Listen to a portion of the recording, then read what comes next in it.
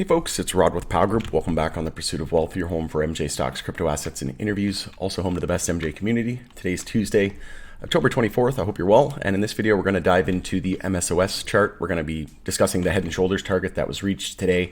And we'll discuss where we could potentially see a bottom coming in for MSOS. But again, this is not financial advice. It never is. It's for entertainment and informational purposes only. You should never, ever buy anything based on anything that I say or write. But make sure to smash the like. It helps support me in the channel. It doesn't cost you anything. If you're new, you can subscribe, tick the bell, all that good stuff, and you'll be notified on any future videos or when I go live. Also supporting the channel. Speaking of that, if you can go over to x.com, which is previously Twitter, follow us there. I would appreciate it. The handle for that is @GroupPow. I'm going to be using that as my platform of choice going forward. Again, the handle for that is @GroupPow. So we're going to take a look at the result of this head and shoulders. So we knew I drew this it's like probably over a week ago now. I said that I think a couple weeks, if we just go from back here to when I drew it, yeah, it was probably about almost a month ago actually. I said that we can more than likely expect a lot of downside based on this head and shoulders target. And this came after the monster move of HHS recommendation to Schedule 3, but pretty much given the whole move back. It's not given back the whole move just yet, but we are getting close to daily oversold, and it's looking like a bottom could very, very well be close. And we're seeing the Canadian names really start to explode today, and I have a thought process behind that. I think the reason is because we're getting close to a bottom in MJ, and we're also seeing the broader market rebound a little bit today. There's hopes on a spot Bitcoin ETF getting approved, and BlackRock, Grayscale. That's all adding momentum to risk assets. But it's great to see that LPs are up this much, because generally the more beaten down names, we want to see those recover quicker, especially the tier ones that are listed on the U.S. major exchanges, like your Tilrays and your Cannabis, right? Because usually when the sector starts to reverse, that's where the institutional money flows in, right? Because it's listed on U.S. major exchanges.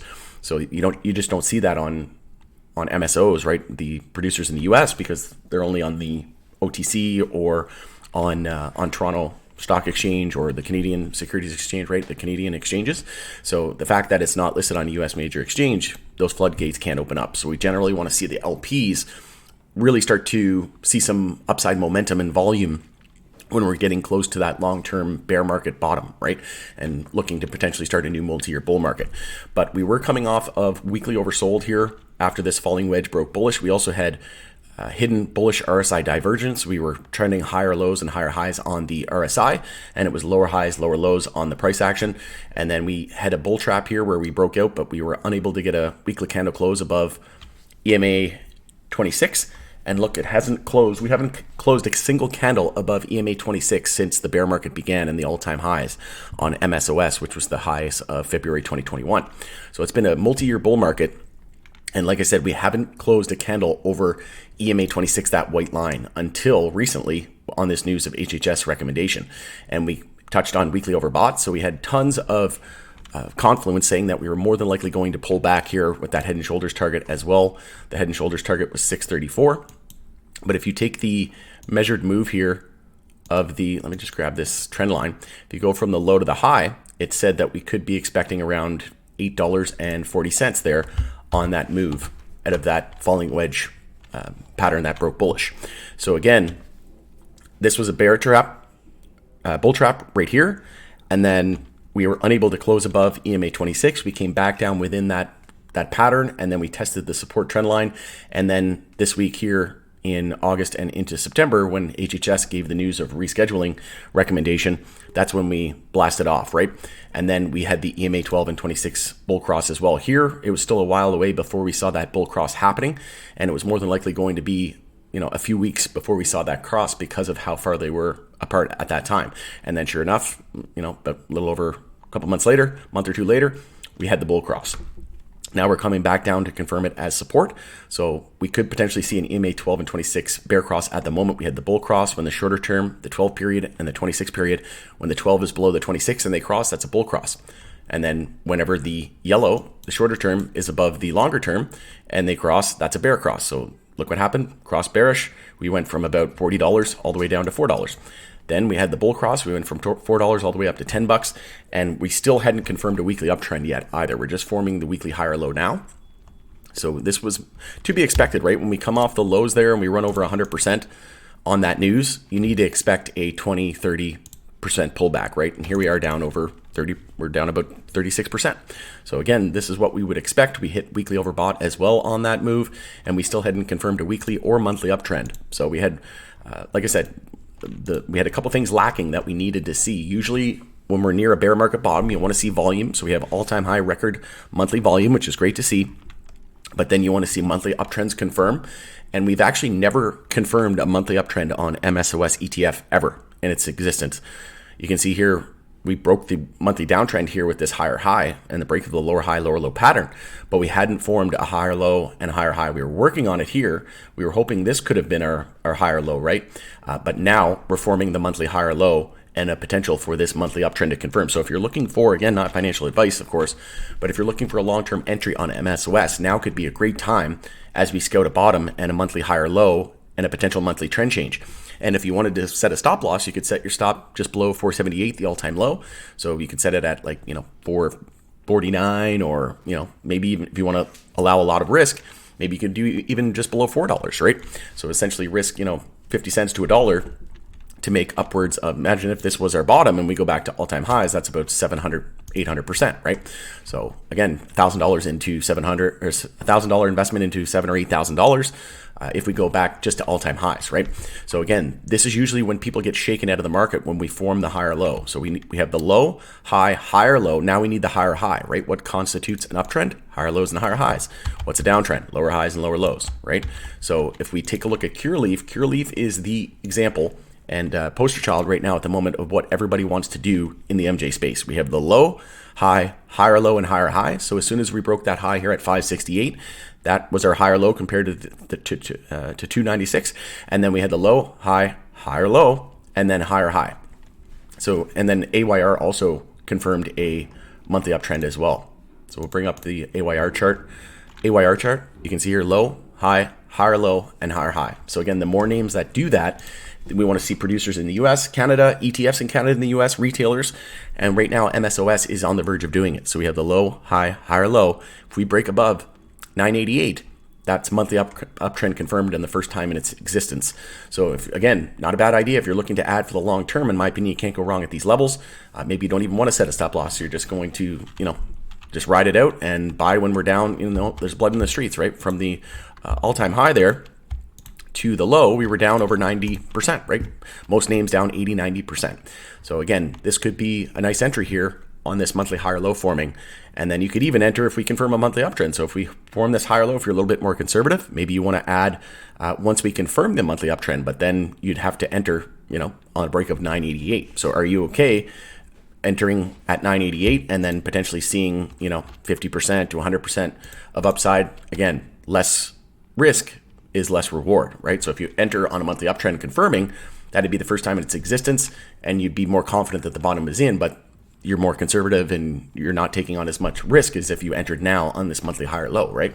It's always, hindsight's always 20/20. But again, it's looking really, really good. Like I said, the daily head and shoulders target was reached. So we had the left head, right, and then if you take the move from the high to the low there and you move it out to the neckline, it says we were targeting about 634, and today we hit 625, and we're finding support, lower wick so far, and I would expect a bounce to come soon.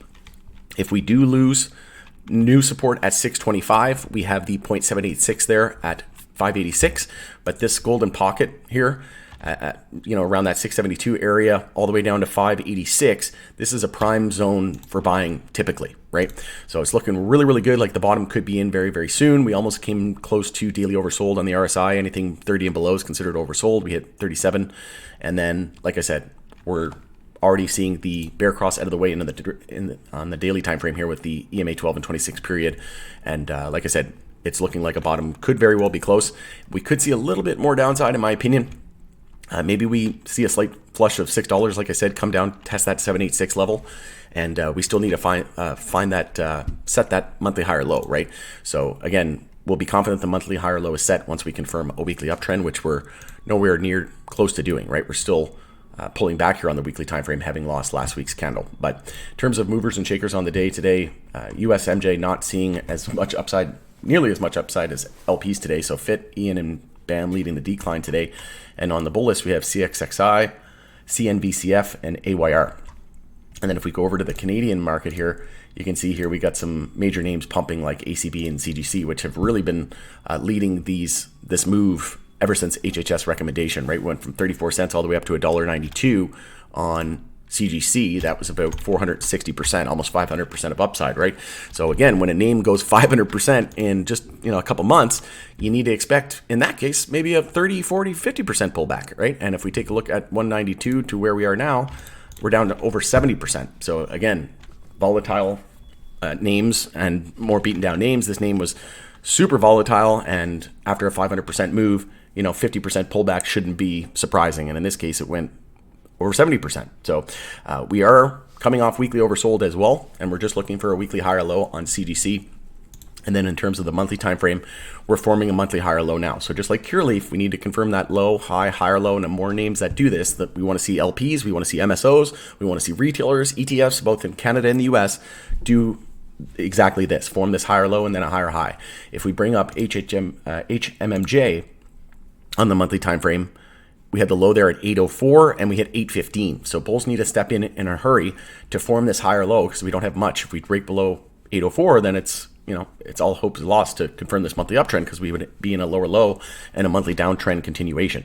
So it's all about 804. That needs to hold. So far it is at 815 being the new low. That's a higher low. So if we break from here, 1149, that's a monthly uptrend confirmed. And again, we need to see the same on MSOS.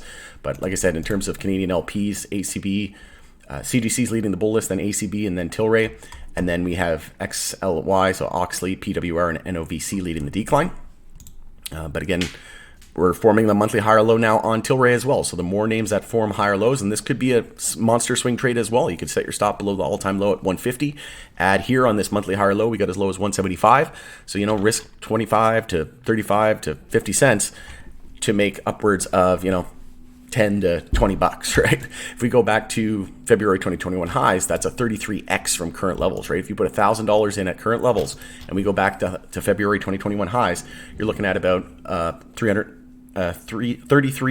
So $1,000 investment into about $33,000, right? Then if we go back to all-time highs from the IPO craziness, then it's a lot more than that. It's probably going to be multiple years, maybe 5 years before we get back there, but that'd be about 158x. So $1,000 investment into $150-ish thousand, right? So again, the more names that confirm monthly uptrends, the better. It's looking good on a lot of our LPs here this morning. And it's funny, I mentioned yesterday, someone in the Power Group private community said, what's going to happen with MJ? Like, what do we need to see? And I'm like, well, it's probably going to be a while before we see an MJ catalyst, right? Safer banking. We know that's kind of being delayed until they get assurance that they get enough votes. And then rescheduling is probably going to be, a few weeks, maybe a month or so, maybe two. And then we should see an update from that. And then we have the November 8th demarked for the Florida ballot hearing. So we're going to see some arguments with regards to that, find out potentially in the second week of November if it's going to be on, adult use is going to be on the Florida ballot for 2024. And then we also have an election year coming up. So it's like the catalysts are there. It's just, I didn't see anything in the short term, but I did say that a spot Bitcoin ETF approval or hopes of approval could make risk assets look a lot more appealing.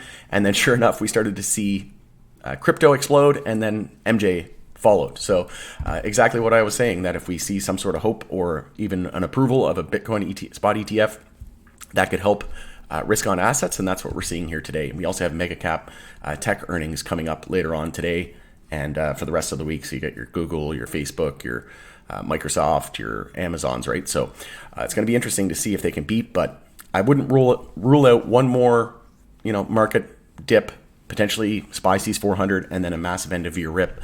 But it's looking pretty good here at the moment. And like I said, that daily head and shoulders target was met to perfection. And I can't imagine anybody not wanting to know what the charts are saying. Like even Warren Buffett says, I'll never buy anything before I look at a chart. And, and any kind of, any, sound investor, anybody who really knows what they're doing, why wouldn't you want to know what this means, right? Some people don't believe in technical analysis, but it's not, most people don't know how to use it or understand what it's used for, right? It's not a guarantee. It's not about reading the tea leaves. It's not about having a crystal ball and being right or wrong. It's about looking at confluences and looking at different indicators. And if 8 out of 10 indicators are saying that we like to use that are very we're confident most of the time they play out, right? If 8 out of 10 indicators that we love, that are very confident, that have a high probability of certain outcome coming or happening, then if 8 out of 10 indicators are saying bearish, then we're probably bearish. And if it's saying, 8 out of 10 indicators are saying we're going from like $10 to $5, wouldn't you want to know that? And then if 8 out of 10 indicators were saying we're going from $5 to $10, wouldn't you want to know that, right? So in this instance, it was a bearish continuation pattern, a daily downtrend confirming an EMA 12 and 26 bear cross. We lost the 0.32 fib, and the next was there at 0.5, and then the golden pocket. We lost that. Now we have the 0.786 coming. So I think a bottom is very close. We could potentially dip below $6, and at which case I will buy more. But at this point, it's looking like the bottom could be in, but I'm leaning that we could potentially see a flush of $6 and then potentially daily oversold. But this is why we like technical analysis, because it's not about knowing for sure. It's just about knowing probabilities. And if you entered here at 780 or something like that, right after this pullback from the highs of 988, well, if you knew there was a head and shoulders, may you have waited a little bit longer or tried to get it closer to 634, and then the market generally bores you and then drags on, and then sure enough, most people thought maybe this was the bottom here at 691. But again, that's what the market does. It took almost a month for this head and shoulders target to play out, right? And getting close to daily oversold. So like I said, bottom is very, very close, and this could be a monster buying opportunity here on monthly higher lows as we look to confirm monthly uptrends for the first time in MSOS history. All right, going into there, it's Rod with Pow Group. Thanks again for joining us on the Pursuit of Wealth. If you can smash the like, I would appreciate it. If you think I earned it today, share the video with your network, and have a great rest of your day. We'll see you on the next video.